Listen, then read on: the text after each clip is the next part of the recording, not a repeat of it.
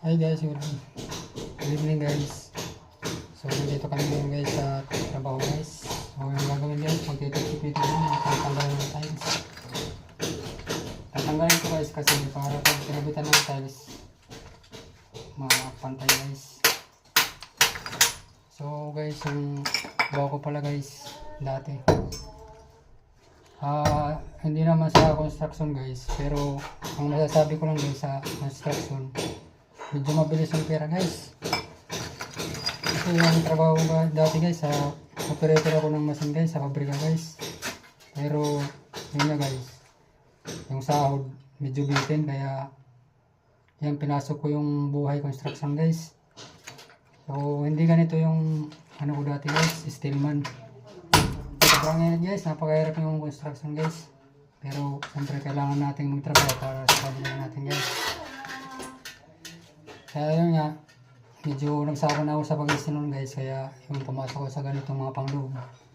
Itong masasabi kong talagang okay naman guys, kahit construction siya, pero hindi naman sa gano'n sa trabaho. Okay naman. Pero kahit ganito guys, construction napasok, may mga alam din naman tayo guys na ibang trabaho. Katulad ng waiter tayo guys sa mga restaurant, pero wala, hindi rin ano yung kita guys, kasi hindi naman on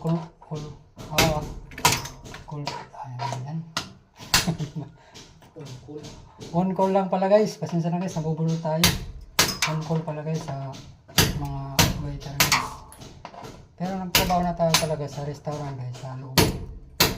Kaso ang masasabi ko nga, tulad kanina, mas maganda tong napasok namin na construction kasi hindi gano'ng mahigpit. Kahit umabsent ka dito guys, walang problema. Pasok ka pa rin. Basta masipag ka lang. Hindi ka gumawa ng kalukuhan sa trabaho. Hindi kong sabihin na kalukuhan, kumari, ano ka nang maglabas ka ng mga gamit. Ganyan. Pero kung kuya-kuy ka lang, pwedeng palusutin yan guys.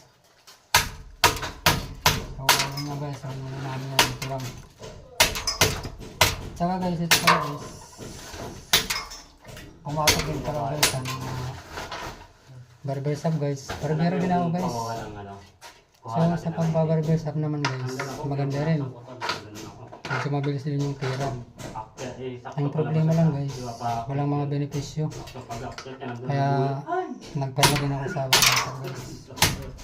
Pero sa hindi lang pamamayagan guys, medyo malaki yung kita sa barber shop. Kasi nag-uwi ako ng 1.5 guys, bago maghapon. 1,000 yung pinakamahina guys.